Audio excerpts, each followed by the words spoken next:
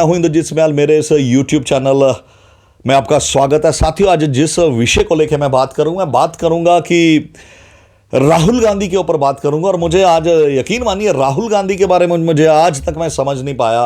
कि राहुल गांधी वास्तव में चाहते क्या हैं, उनकी नीति क्या है, उनका लक्ष्य क्या है और वो इस देश की राजनीति को कौन सी दिशा देना चाहते हैं। क्या राहुल गांधी, यदि आप देखें तो कभी वो वीर सावरकर को लेके इतनी बड़ी टिप्पणी कर देते हैं, शायद उन्हें वीर सावरकर का कभी इतिहास भी नहीं पढ़ा होगा, 2 पन्ने भी उनके जीवन के राहुल गांधी ने नहीं पढ़े होंगे, लेकिन जब वो कहते हैं तो उन्हें बोल देते हैं कि वीर सावरकर माफ़ी वीर है, उन्होंने अंग्रेजों से माफ़ी मांगी और राहुल गांधी जीवन में कभी किसी से माफ़ी नहीं मांगेगा। ये उनके वक्तव्य हैं। और देखिए, हाल ही में पिछले कल उन्होंने मध्य प्रदेश की एक कोर्ट में अपना माफ़ीनामा दिया है। और माफ़ीनामा भी क्या दिया है, सशर्त माफ़ी मांगी और ये अदालत से गुहार लगाई है कि उनका ये केस बंद कर दिया जाए। हुआ यूं है कि 2018 में जब मध्य प्रदेश और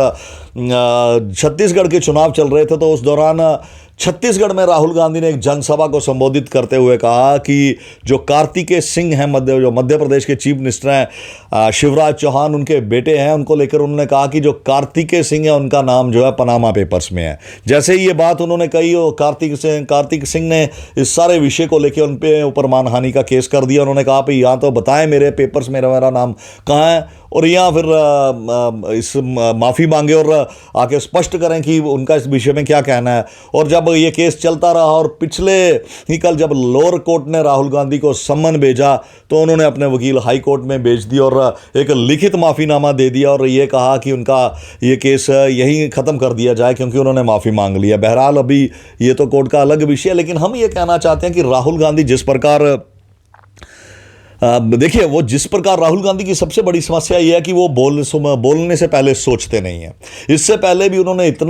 कई बार वो इतना ज़्यादा बोल जाते हैं, उन्हें यह भी नहीं पता रहता कि वो क्या बोलते हैं और बाद में उन्हें माफ़ी मांगनी पड़ती है। और माफ़ी भी इस स्तर पे मांगनी पड़ती है कि मुझे लगता है कि शायद वो अरविंद केजरीवाल का भी रिकॉर्ड तोड़ेंगे। जिस प्रकार अरविंद केजरीवाल धड़ाधड़ वो कहते हैं, बिना सोचे समझे अपने विरोधियों पर आरोप लगाते जाते हैं। जब विरोधी उन्हें चैलेंज करते हैं फिर माफ़ी मांग लेते हैं, चाहे वो नितिन गडकरी से माफ़ी मांगनी हो, चाहे और भी अरुण जेटली से उनका माफ़ीनामा हो, कई प्रकार के माफ़ी मांगे। इसी प्रकार राहुल गांधी का यदि देखिए, कल मध्य प्रदेश की कोर्ट में उन्होंने माफ़ी मांगी और उससे पहले यदि आप देखें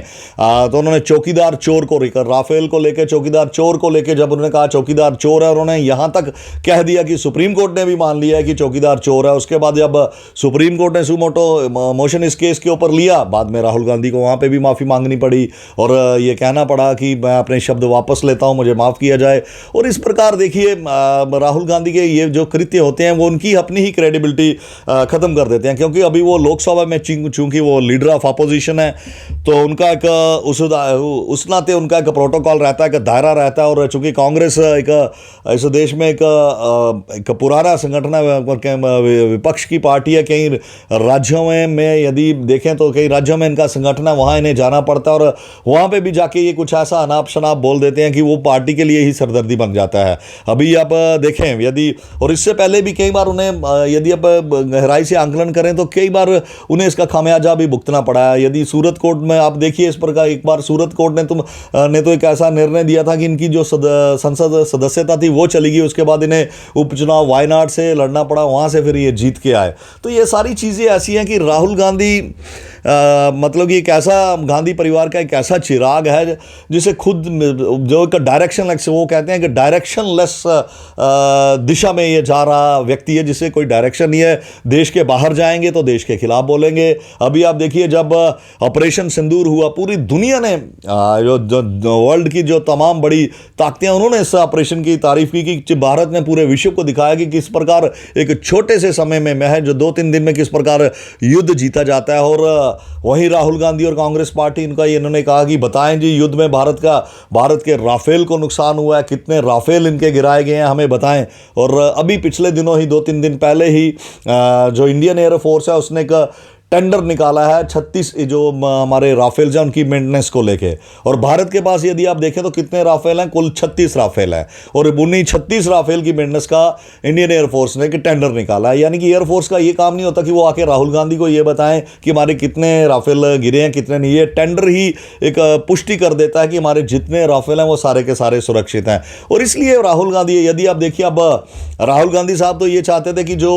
ईरान और अमेरिका का ये जो युद्ध था ये लंबा चले तो चारों तरफ हाहाकार मच जाए, जैसा कि उन्होंने कहा कि अब तो देश में एक आर्थिक सुनामी आने वाली है, देश में हाहाकार मच जाएगा, महंगाई चरम सीमा पे पहुंच जाएगी, लोग सड़कों पे आ जाएंगे, इस प्रकार के हालात आने वाले देश में, आने वाले दिनों में देश में बनने जा रहे हैं। और वो भारत की इकॉनमी को यदि आप देखें तो हमेशा एक डेड इकॉनमी कहते हैं, लेकिन दूसरी तरफ उल्टा आप देखिए, भारत में हर चीज़ें स्थिर हैं, हर चीज़ अच्छे से चल रही है। और सबसे बड़ी बात यह है कि जो राहुल गांधी समझने में अभी नाकाम है, यदि पूरे विश्व में आप देखें तो पेट्रोल और डीजल के दाम बढ़ाए गए, भारत एक ऐसा देश है जिसने बड़े ही कम दाम बढ़ाए और डीजल के दाम भी बड़े अंत में बढ़ाए, लेकिन उसके बाद भी भारत में महंगाई उस स्तर पे नहीं आई। उसका कारण यह है कि क्योंकि जब डीजल के दाम बढ़ते हैं, जो ट्रांसपोर्टेशन होती है, क्योंकि भारत एक बड़ा देश है, एक जगह से दूसरी जगह देश को सामान को एक्सपोर्ट करना पड़ता है, लेकिन भारत एक बड़ा देश है, उससे महंगाई बढ़ती है। लेकिन इस बार वो भी प्रधानमंत्री ने इस प्रकार का काम किया था, सरकार ने इस प्रकार का काम किया था कि ज़्यादातर ट्रांसपोर्टेशन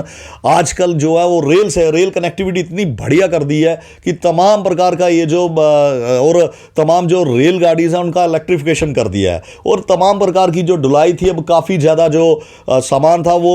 रेलगाड़ियों के जरिए एक जगह से दूसरी जगह आ रहा है। और चूंकि ज़्यादातर जो रेलगाड़ियाँ उनका इलेक्ट्रिफिकेशन कर दिया गया, इस प्रकार महंगाई का वो स्तर नहीं बढ़ा जिस प्रकार राहुल गांधी प्रेडिक्शन कर रहे थे। तो बहरहाल राहुल गांधी अब जो कहते हैं मैं कभी माफ़ी नहीं मांगूंगा, अब वो माफ़ी